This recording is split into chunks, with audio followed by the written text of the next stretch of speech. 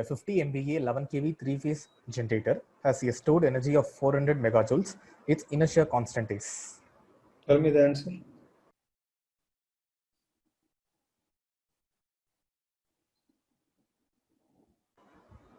Eight. Option B. Very simple. 8. Why? SH is equals to kinetic energy stored at synchronous speed. Product of S into H is equals to kinetic energy stored in rotor at synchronous speed. So from that, he's given the energy stored, he has given the rating of machine, you simply want H. H value will become 8. Okay, next. The steady state stability limit of a synchronous machine connected to infinite bus bar is 2.2 per unit. Infinite bus bar voltage is 1 per unit. Synchronous machine voltage is 1.1 per unit. The transfer reactance between the generator and infinite bus is? The transfer reactance between generator bus and infinite bus. 8.5. It is also simple, straightforward question.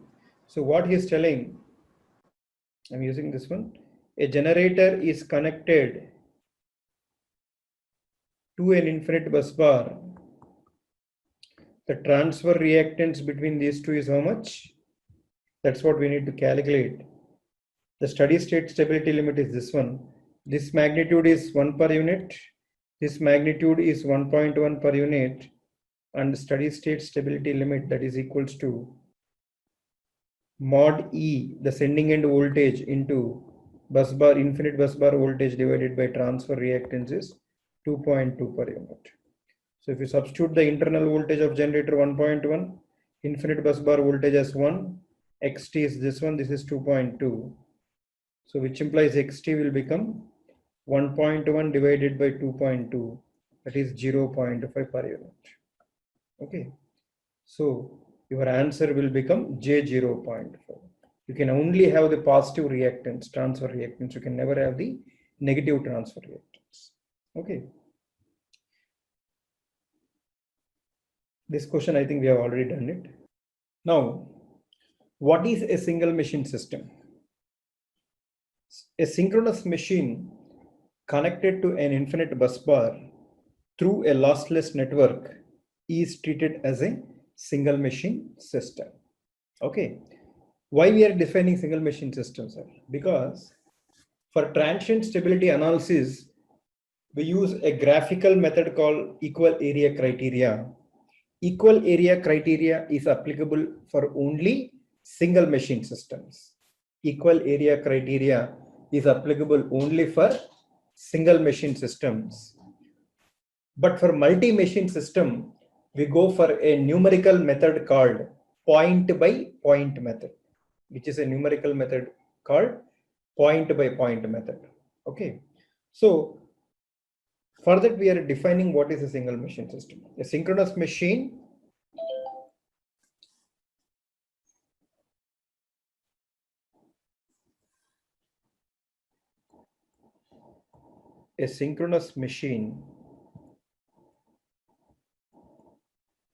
which is connected to an infinite bus bar through a lossless network,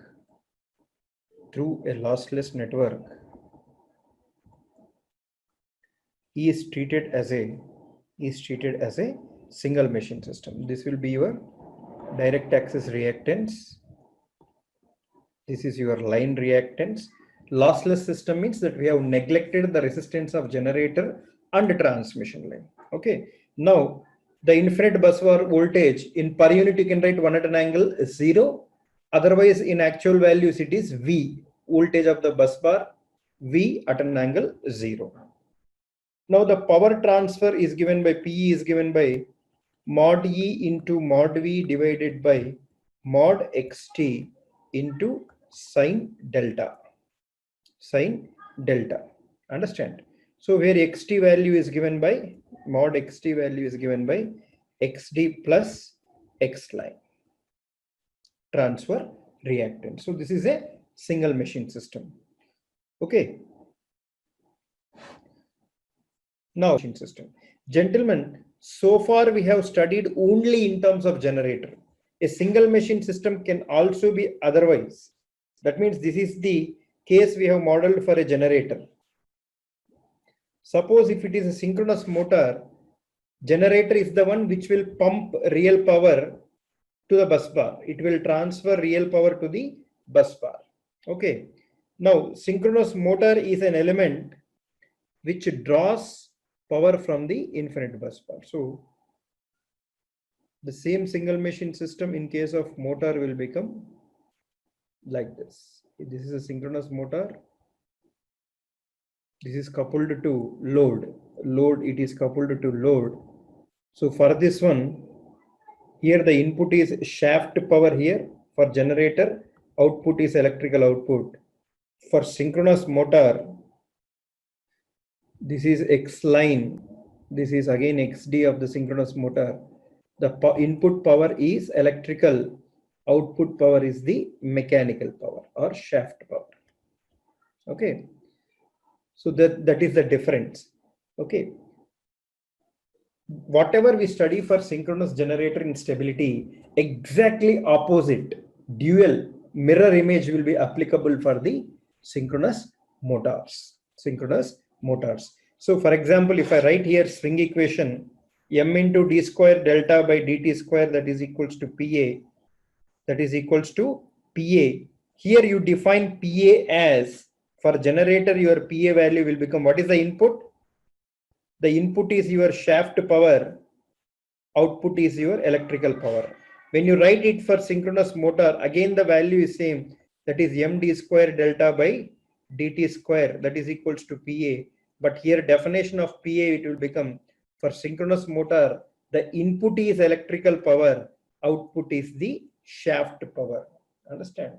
So entire analysis is same, but the definition of accelerating power is reverse for synchronous motor when compared to synchronous generator. Even this is a single machine system, and this is also a single machine system. A synchronous machine connected to infinite bus bar by a lossless network, we can treat it as a single machine system. Okay. So you remember this very, very fundamental idea. The definition of accelerating power is opposite for synchronous motor, because the input for synchronous motor, electric motor, is electrical power, the output is the mechanical power. Understand? Now, two machine system is a synchronous generator connected to a synchronous motor. A synchronous generator connected to a synchronous motor through a lossless network.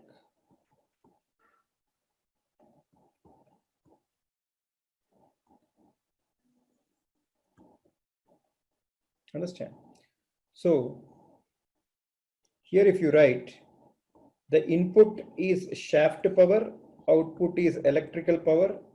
This is the reactance of the generator. Direct axis reactance of this generator is XD. Line reactance is X line. Motor reactance, let us call it as XD dash. Okay. Here the input for the motor is electrical power. Output is shaft power. Since we are assuming a lossless system, that means we are assuming that there are no losses in this generator. So whatever mechanical input we give, the same amount of electrical output we are getting. So PS equal to P. Again, it is a lossless network where there are no real power losses. So whatever power we are transferring from the generator, it is reaching the motor. So this PS is same as this PS is same as this PE is same as this PE. Again, it is a lossless motor where this electrical output, the complete electrical input, is being converted into the mechanical output. So this PS, the PS at the beginning and PS at the end are same, assuming it as an ideal lossless system. Okay. Now, suppose it is operating at delta. This is stator magnetic field. This is rotor magnetic field. The angle is, let us say, delta. And how this will be rotating? It is a generator. So both of them will be rotating in this direction. Both of them will be rotating in this direction. Now, when it comes to motor, in motor, stator magnetic field leads and rotor magnetic field lags. Why? Because in a motor, first we give electrical input. That means the stator currents are first developed and then rotor will rotate. So it is lagging by an angle, same value but minus delta. Again, this is also rotating in the same direction. Okay, omega. Now, both machines are stably operating in this condition where the mechanical input of the generator is same as mechanical output of the synchronous motor. If at all any disturbance occurs here, let us assume the disturbance is that the load on motor suddenly increased. Our disturbance is that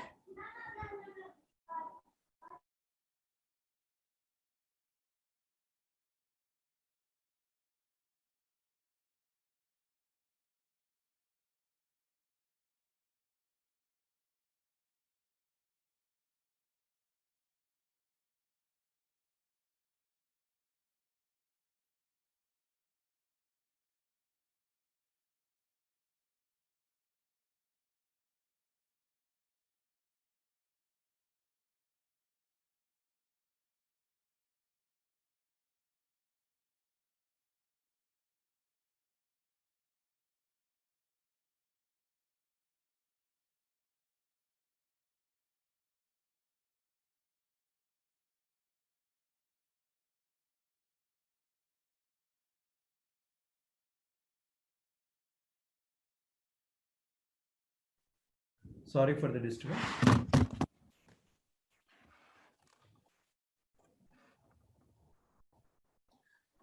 So let us assume suddenly load on motor increased without change in mechanical input of generator. What happened? The load on the motor suddenly increased without the change in the mechanical input of the generator. That means the PS here is constant. The PS here is constant, but the mechanical load increased by some value, PS to say some delta PS. Now what will happen?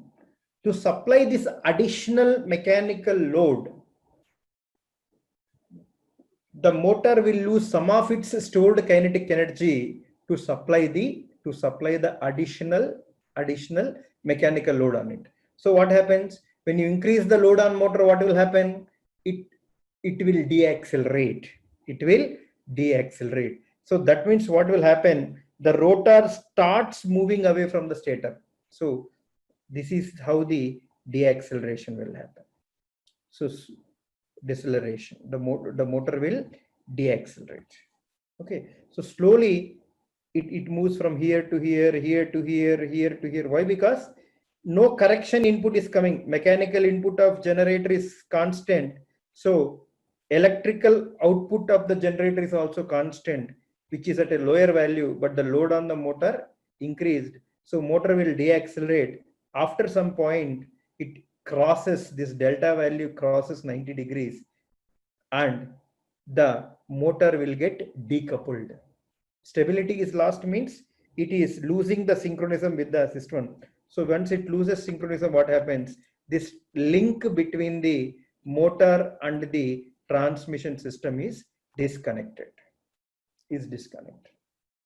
Okay, so once the motor loses its synchronism or motor gets disconnected with the transmission system, what will happen? Then what is the load on the generator? Zero. The electrical output of the generator becomes zero because nobody is dare to take this one. So what will happen? Now my generator input power is PS, electrical output is 0. So it will accelerate. It keeps on accelerating. And at some point it crosses 90 degrees. So this is the direction of acceleration. Okay. So this is the direction of acceleration.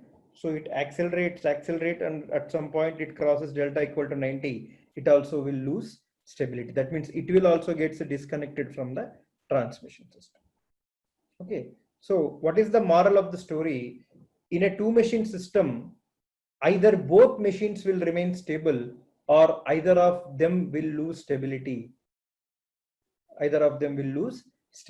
So we can treat this two machine system as a single machine system. Okay. So first the motor will lose its stability because there is sudden increase in load, and whereas the electrical input for it is not increasing. So it will deaccelerate. So this is the direction of deceleration for synchronous motors, and this is the direction of acceleration. Understand? So it will deaccelerate and it will lose stability, whereas the generator will accelerate and lose the stability. Understand? So the conclusion is either both machines will remain stable, either both machines will remain stable or both machines will lose stability in tandem. Understood? In cascade, one after other. Okay. So we can treat this two machine system. The conclusion is we can treat this two machine system as a single machine system. That is, even for this system, your equal area criteria is applicable. Even for this machine, to study stability, equal area criteria is applicable.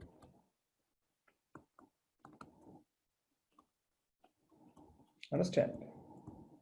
So only remember the conclusions. Nobody will ask this how this has happened. Okay. So let us come to the last discussion of today's lecture.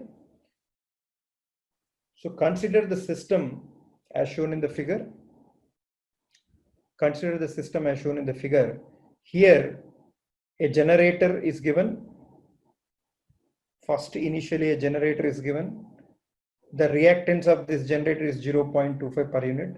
And then this generator is connected to the bus bar. This is the generator bus bar through a circuit breaker 1. And again, these two are two parallel transmission lines that are connected in parallel. CB2 and CB4 are the circuit breakers at the beginning and end of this first transmission line. And CB3 and CB5 are the circuit breakers at the beginning and the end of the second transmission line. And this is infinite bus bar. These two transmission lines are connected through a reactance of 0.1 per unit to this infinite bus bar. Okay. Now what is telling? If a three-phase short circuit fault occurs in the middle of one of the parallel transmission lines, if a three-phase short circuit fault occurs in the middle of one of parallel transmission lines, then determine the transfer reactance and the power transfer equations before, during, and after clearing the faults. Understand? So what is telling? If a three-phase short circuit occurs exactly in the middle of one of parallel transmission lines, then what is the system before fault, during fault, and after clearing the fault? This analysis is very important for equal area criteria. Okay. Now, first we will do before fault analysis. Before fault. let X1 be the transfer reactance. Let X1 be the transfer reactance from generator to infinite bus bar before fault.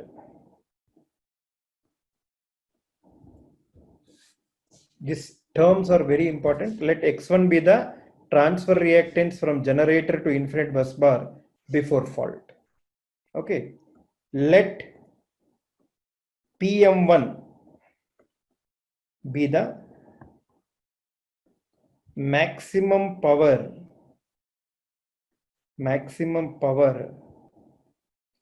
that can be transferred from generator to infinite bus bar before fault. Okay, let PM1 be the maximum power that can be transferred from generator to infinite bus bar before fault. What is the maximum power that we can transfer without losing stability? This is called steady state stability limit. This is called steady state stability limit. Let PM1 be the maximum power that can be transferred before fault, that is PM1. Okay. Now let P1 that is equals to PM1 sine delta be the power transfer equation before fault. So we have defined three variables. X1 is the transfer reactance before fault. PM1 is the steady state stability limit before fault. Only that is the maximum possible power that we can transfer to infinite bus bar before fault. And the curve we are calling that curve before fault is P1 that is equal to PM1 sine delta is the power transfer equation before fault. Okay. So let us calculate these values first. So what is the equivalent circuit before fault? First there is a generator, next you have a reactance, then you have two parallel transmission lines, then you have a reactance and infinite bus bar. So this voltage is 1 per unit, this voltage is 1.2 per unit, the transfer reactance values are 0.25, 0.4, 0.4 and 0.1. So if you calculate the transfer reactance, remember always the transfer reactance is calculated between two known voltage magnitudes. So between these two voltages of 1.2 per unit and 1 per unit, what is the transfer reactance that is there? So your X1, that is transfer reactance before fault, will become, these two are in parallel and all the remaining two are in series. So it becomes 0.25 plus 0.4 in parallel with the 0.4 plus 0.1. So this value will become 0.55 per unit. So that is the transfer reactance before fault. Now what is the steady state stability limit or the maximum value of power that you can transfer? Sending end voltage magnitude 1.2, or you can directly write this one, mod E into mod V. First time I am writing formula, into mod XT, that is this one. How much is this one? 1.2 into 1 divided by 0.55. How much is this value? Can anyone tell me?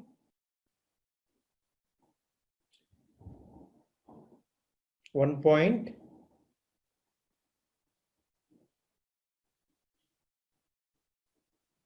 2.18 per unit. 2.18 per unit. Now, the power transfer equation before fault P1 will become PM1 sine delta. So your power angle curve will become what?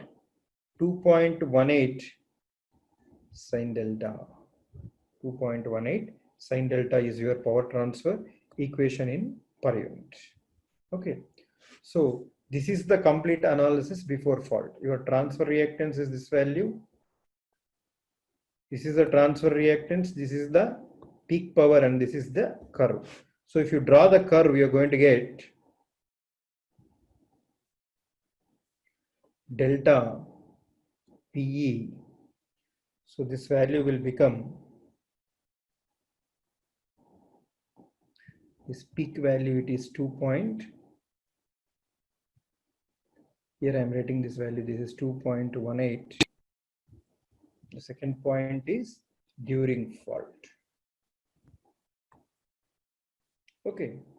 So when the fault occurs, let us define the terms first. Let X2 be the transfer reactance. I am not writing complete sentence, which you can copy from the previous case. Let X2 be the transfer reactance between the generator and infinite bus bar during fault. During fault. Let PM2 be the maximum possible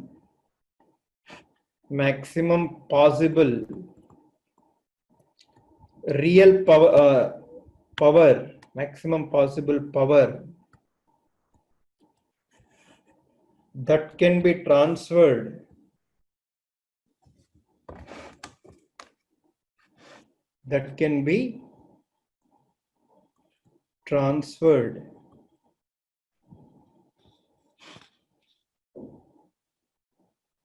from generator to infinite bus bar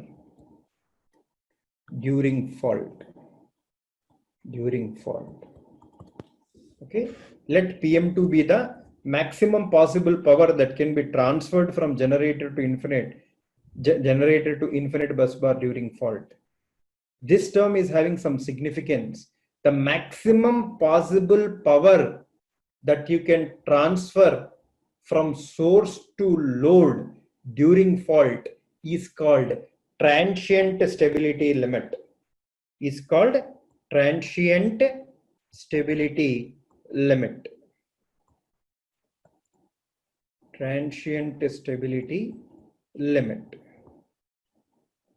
Understand?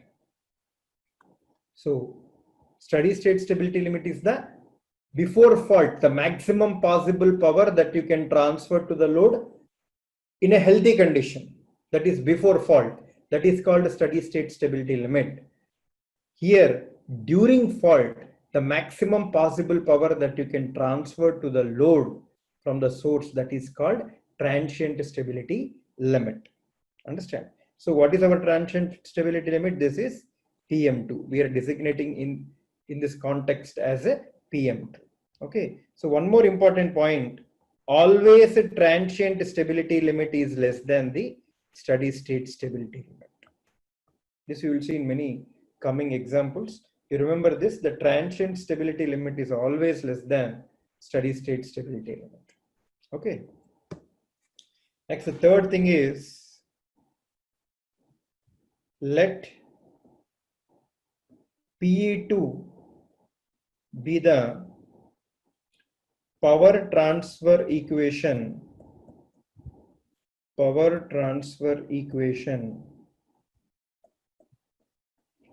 during fault. So your PE2 will become, the peak power is PM2 into sine delta. PE2 will become PM2 sine delta. So these are the notations which you have to remember during fault. X2 is the transfer reactance, PM2 is the transient stability limit, and PE2 is the curve. PE2 is the curve during fault. So if you analyze this one, what the curve will become, the circuit during fault will become, it is a generator,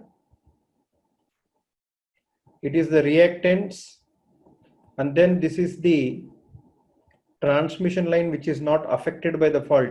Here the total reactance of second line, since it is the fault here which occurred, so here what will happen,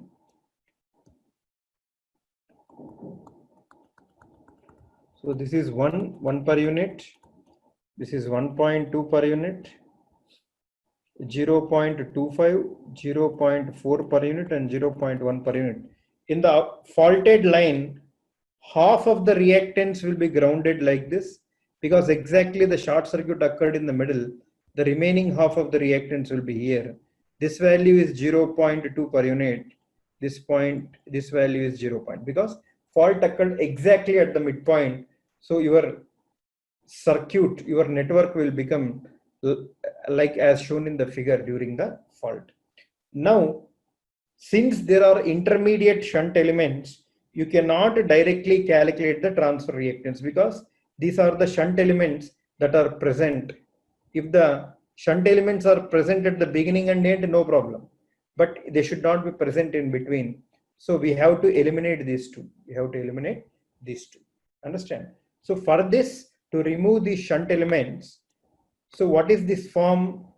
This is a delta connection, because if you join both the grounds,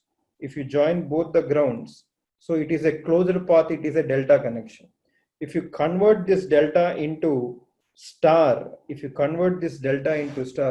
again you are going to get 3 elements.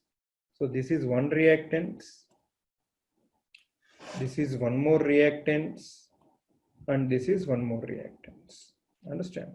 So if you convert this delta into star, you are going to get 3 reactances. So first let us calculate the reactance. So for all these reactances, small a, small b, and small c. So in this case, our reactance XA will become what? XA will become, this reactance is given by product of two opposite, see the product of this one into this one divided by the sum of all 3. So it will become 0.4 into 0.2 divided by the sum of all 3 is 0.8. So if you do this one, you are going to get this one as 0.1. Okay. So similarly, your XB will become what? XB will become again same value, 0.4 into 0.2 divided by 0.8. Why? Because again it is this multiplied by this divided by this one. So again it is going to be 0.1, and your XC value will become, now it is the product of this element divided by the sum of all 3.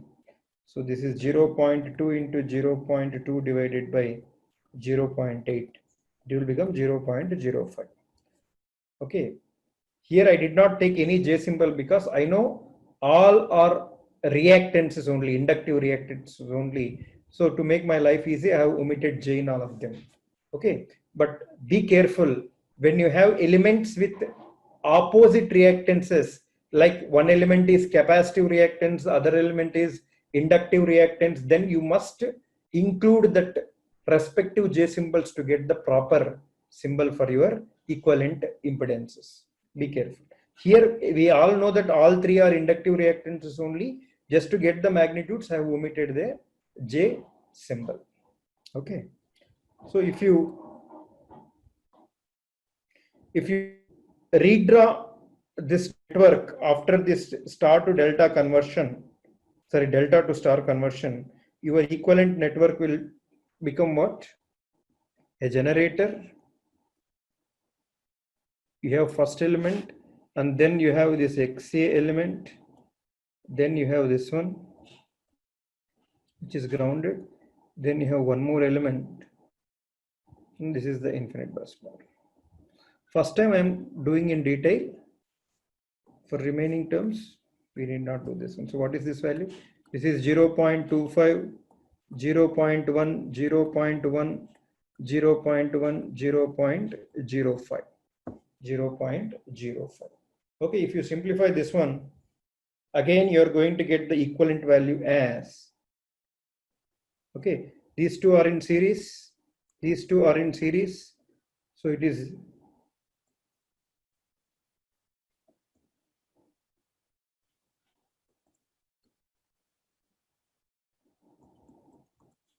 so this is 1 per unit, 1.2.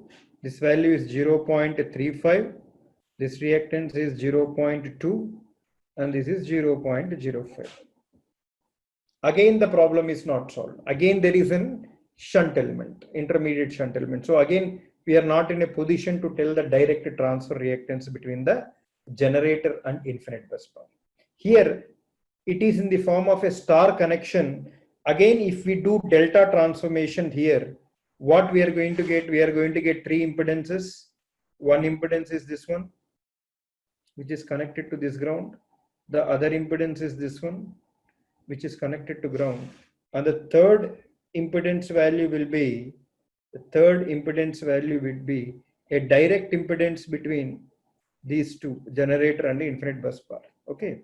So already we have encountered such situation. Here we can treat this, we can ignore the values of this and this, because I can treat this branch as if it is connected at a sending end, and I can treat this impedance as if it is connected at the receiving end. So there can be shunt elements present at the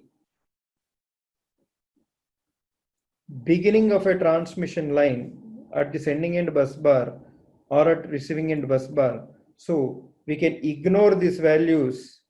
So we only have to calculate this transfer impedance, the direct transfer impedance between the generator and infinite bus bar. Okay, if you calculate the value of ZT, which in our context it will become X2, the transfer reactance during fault, whose value first magnitude I'll convert and put J symbol. The magnitude will become 0.35 into 0.35 plus 0.2. First you have to add these two. I hope you remember. First you have to add these two and multiply these two and dividing with the third element. 0.35 into 0.2 divided by 0.05. So this value will become how much? This value will become J 1.95 per unit. J 1.95 per unit. Understand? So the transfer reactance during fault is J 1.95 per unit. Okay. So here the two conversions were required to eliminate the intermediate shunt branches. Okay. So the power transfer equation, the steady state stability limit PM2 value will become sending end voltage magnitude into bus bar voltage divided by transfer reactance during fault. This one. This is the magnitude is same, 1.2 into 1 divided by 1.95. This value will become how much? This value will become 0.615 per unit. 0.615 per unit. Understand? So now the curve PE2 will become, PE2 is equals to PM2 sine delta. So this will become 0.615. Sine delta is the curve which the system will follow during the fault. PE2 is the curve which the machine will follow during fault. During fault curve is this one. Understand? So if I draw this one in the form of a curve, I am drawing in the same this one so that you can correlate the values. So this value will become, this curve will be like this. Okay, so this is your 0.615. Understand? That is the curve which the machine will follow during fault. So here this curve is PE1 curve. This value is PM1. This value is PM2. And this curve is PE2 curve. Curve before fault, curve during fault. See how much difference is there. PM1 is the steady state stability limit. PM2 is the transient stability limit. Here you can observe always PM1 is greater than PM2. That is, steady state stability limit is always greater than transient stability limit. Okay. Now if you see how we will clear this fault, how we will clear the fault. If again come back and see this fault, how the fault current will flow, let us use blue to remember. Here the fault is there. This generator will supply fault current like this. This is one fault current that flows like this. Okay. Even this infinite bus bar also will supply fault current. This current will flow like this. Okay. Again, some fault current will flow in this fashion. Okay, let me use a different color, a green color. Okay. Some fault current will flow in this fashion, and some other fault current. Okay. Yeah. And some other fault current will flow in this fashion. So there are four different currents, different types of currents that flow through all the breakers. Now you can see all the breakers will see some or the other fault currents. Okay. The fault currents will flow through all the breakers, that is CB1, CB2, CB3, CB4 and CB5. Okay. Then how to clear this fault? So any protection system is designed in such a fashion that the fault is isolated by operating of minimum breakers. Here in this context, the fault is cleared by operating of two breakers. One is CB5 and CB3. That means the fault is cleared by tripping of CB3 and CB5. If these two breakers trip, then the fault is completely isolated. Okay. So every breaker will carry some or the other fault current. Some breaker may carry less amount of fault current, whereas some other breaker may carry more amount of fault current. But you remember one thing, the protection system is designed such that the minimum number of breakers are operated to clear the fault, so that remaining system, maximum amount of system should remain healthy. Understand? So here the fault is cleared by tripping of CB3 and CB5. Okay. If both breakers trip the fault, open, then my system will become. Next analysis is after clearing fault. So first important point is fault is not cleared, fault is isolated by tripping of CB2 and what are the breaker names, polarities?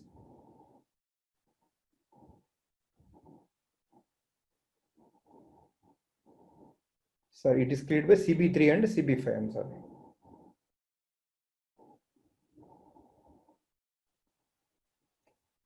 Fault is cleared by tripping of CB3 and CB5. Understand? Fault is isolated by tripping of circuit breaker 3 and circuit breaker 5. So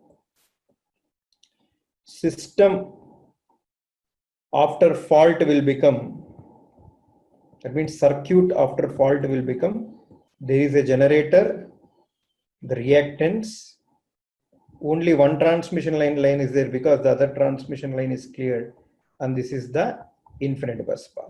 Infinite bus bar. This is 1 per unit. This is 1.2 per unit. These values are 0.25, 0.4, and 0.1 respectively. But other transmission line is tripped by the true breakers. Okay. So here, so I need some space. I'm clearing this one.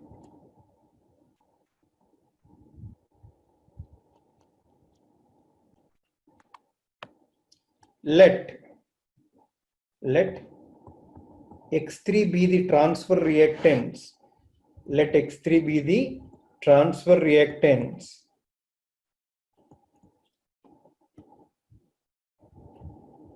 after clearing fault or after isolating fault, whichever word is relevant, after isolating fault. So this X3 value here I can directly compute. What is the transfer reactance here? So from this node voltage to this voltage, generator to infinite bus bar, the transfer reactance will become how much? 0.65 per unit. 0.65 per unit. That is the first point. Next, let PM3 be the maximum possible power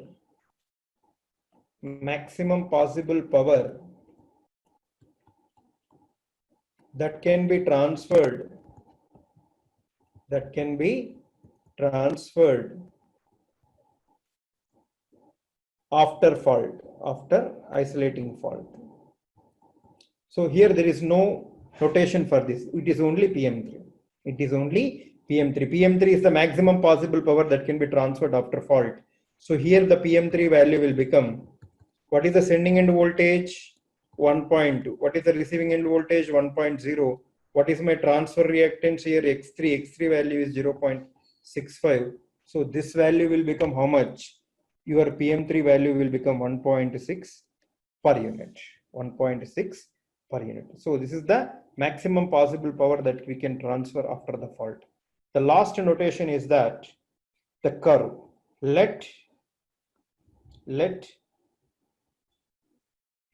PE3 be the PE3 that is equals to PM3 sine delta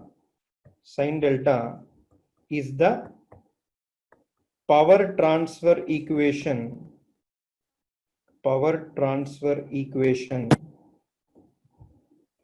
after clearing or isolating fault. Okay. So what is this value? PE3 equal to PM3 sine delta is the power transfer equation after isolating the fault. Okay. So here X3 is the transfer reactance, PM3 is the maximum possible power that you can transfer to the load after clearing fault, and PE3 is the curve. Okay. Here this curve will be, I'm drawing with green. Here this value will be somewhere in between. So after clearing fault, it will have this curve. It is the curve. So bear with me, it is a sine curve. Understand? So this green portion is the curve after clearing fault. This is your PE3 and this peak value is PM3. Understand?